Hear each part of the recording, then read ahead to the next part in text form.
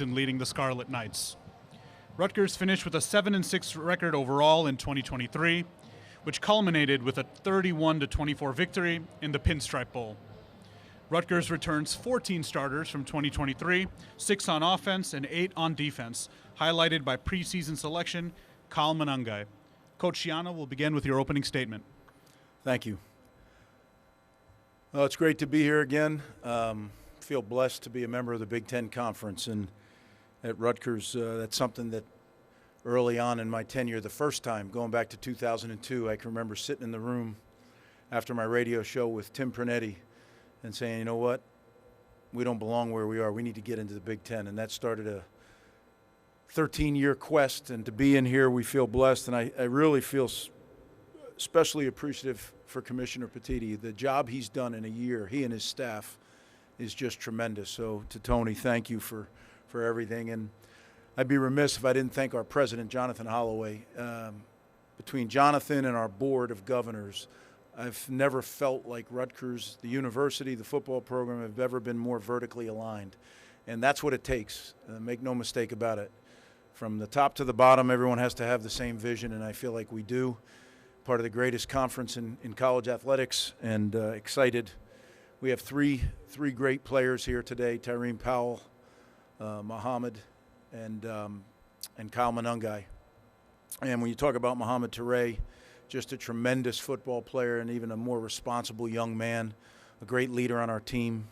Kyle Manungai burst onto the scene last year, but we knew what we had, and as good a performer as he is on the football field, he's even a finer young man. And Tyreen Powell, I remember getting there in late December of 2019, arriving at Rutgers, and he was committed to Virginia Tech, and going into his home and talking with he and his family.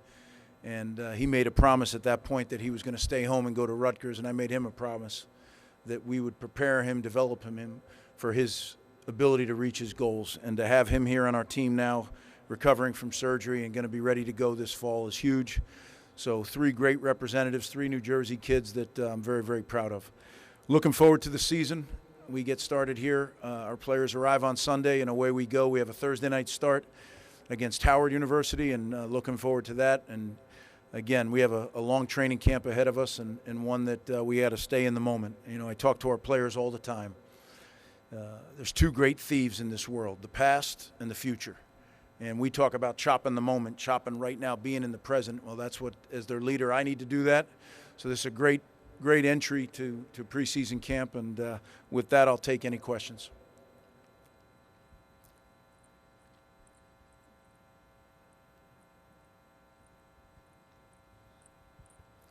First row here on your right, Coach. Kenneth Berry, touchdowns and tangents. Coach, obviously in all your years, NFL and at Rutgers, what's it been like convincing more of New Jersey kids to stay home, especially the elite New Jersey kids, to stay home and build up Rutgers? And secondly, in regards to just your team's identity and their football character, what's easier to to fill out and identify for you going into the season?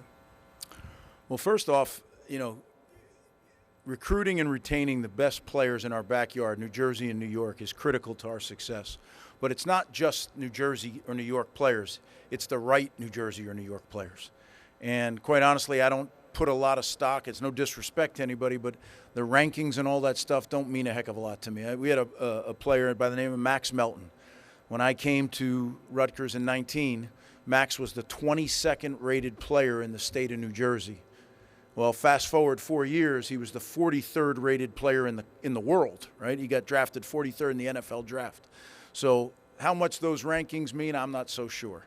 But I do know this: if you get the right players, the guys that are made of the right stuff, they're a cultural fit, and they have the ability. We wouldn't be talking to them if they didn't have the ability. But once you do, you find those guys that have the ability. The hard part is figuring out, are they going to be a cultural fit? And finding them in our backyard is critical. So that's something that has been going well. It's hugely critical, but something that I'm excited about. And the second part of your question, you know, who are we as a football team? I think it goes right back to our culture, family, trust, chop, right? And it doesn't vary. It's not a saying we put on the wall. It's not a shirt. It's how we try to live. And I think it's the greatest tool that I can send a young man into the real world with. Family, forget about me, I love you, right? We believe love is sacrifice, the ability to sacrifice for others with no expectation of something in return. You know, not a lot of that going on these days, right? To do that for your teammates and for your coaches, that's special, right? Trust, 100% honesty, and doing what you're supposed to do when you're supposed to do it, right? Easy to say, really hard to do. And then chop, what I mentioned, the ability to stay in the present moment and focus on exactly that which you have to do, right? Don't let those thieves get you. The past and the future, they get you off your mark, and we work really hard in teaching that. So when we say FTC, that's more than something we put on our helmet or something we put on our wristband. It's a way that we try to live life and equip these guys to go out into the real world and be able to be great husbands, great fathers, and productive members of society. So if that, you know, what is our team? It's that FTC.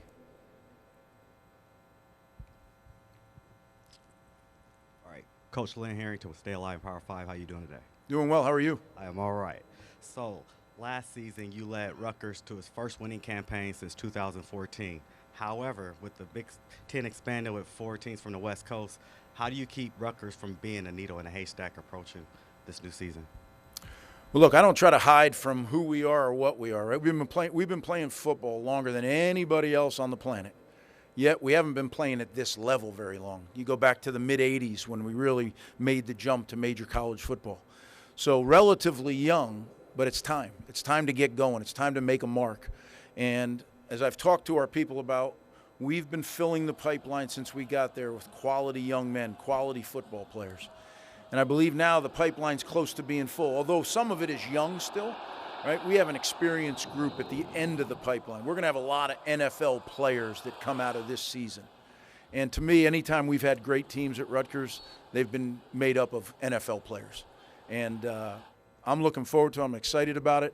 I think that we have the guys that can lead our program. At some point in the last 18 months, it went from a coach-led program to a player-led program, and to me that's always been where the program really begins to shift and it begins to get results. So that's what we need to do. We need to stay focused on the moment right here, but certainly looking forward to the season ahead and the new people that are coming into the league. It's just great. I've always said this, the Big Ten, why do I love the Big Ten Conference? To me, it's that sweet spot, that intersection of elite academics with elite football. That's what makes us special. And it's still college football. I don't care, you know, you talk about NIL, you talk about revenue sharing, all those things. It's college football. They're getting an education, and they're getting it at some of the most elite universities in the country. Dustin Schutte, Sports Illustrated. Greg, at the NFL Scouting Combine, we talked to a lot of different former Big Ten defensive players. They said that Kyle Monangai was maybe the toughest player they went against in the conference. What characteristics set him apart from other running backs or other players in this league? Well, I think, you know, what Kyle does best, he has an incredible patience to view, to watch, to wait. But when he makes the decision to go, he's a violent runner. He's violent the way he plays. He's violent with his feet and his legs. He doesn't stop. And the one thing that I love is to watch him run. I'd say 98% of the time he's falling forward. He's falling in the right direction. And that's a little bit of who our identity of our football team is we're going to get knocked down, but let's make sure we're falling in the right direction and we get up quickly and get back at it. Hey, Coach. Will Decker, LA Football Network. You guys made a huge jump defensively last year into the top 20 in total defense, and you returned 10 of your 13 starters from the position group. I was wondering if you could tell me what makes this group special and what makes you think they could build upon last year's success and ultimately have a better ranking than they did last year. Well, I do. I love our defense. These guys have been in the program now for 4 or 5 years. We're a developmental program, and I know people say that. We are truly, that's what we are. We take guys and we work really hard over a period of time, and they get to be really good players. And that's what I feel we've done now. Coach Joe Harasimiak, who's our defensive coordinator, has done a phenomenal job since he arrived. I think we have a great chemistry with the coaches and players, not only on the defensive side of the ball, but Coach Shiraka on the offensive side of the ball as well.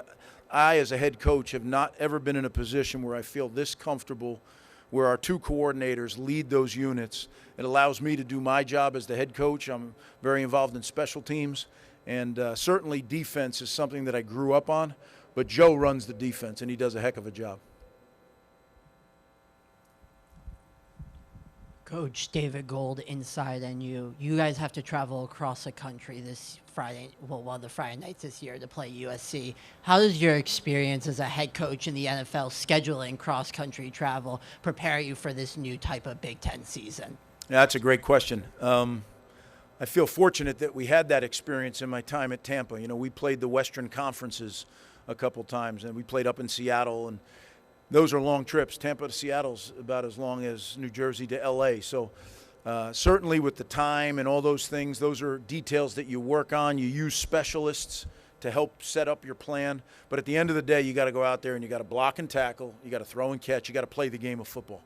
And I think sometimes people lose sight. They get all caught up in the semantics of the trips and things. It's still football. And that's what our focus will be. Now, we're incredibly fortunate, again, to have these teams coming into our league, to go out and play our first time on the West Coast, playing the Coliseum. I've coached there before. That's a special place, so we're looking forward to that. Questions for Coach Schiano? On your right, Coach. Coach John Rhodes, voice of college football. About 10 years ago, a little bit over that, you built Rutgers into a huge powerhouse in the Big East Conference, and now you're here in the Big Ten trying to do the same thing. Can you talk about the way things are similar to building them back then, but they're different now? Yeah, well, I think college football is so different now, right? With the changes that have happened even in the last, you know, I heard one of the coaches down in the SEC said college football has changed just about every 6 months since he took the job. It was Billy down at Florida, and I'll tell you what, he's right. I mean, it's changed very often lately, and the ability to adapt, to pivot, to make changes is critical as a college football coach. For a long time, it was very, very similar, and then it made a big move. But the Big East was an 8-team league, right? And it was a good league. You know, there was some really good football being played. But we're talking about the Big Ten, the best college football conference in the country, and to be a member of that, like I said earlier, it's a blessing.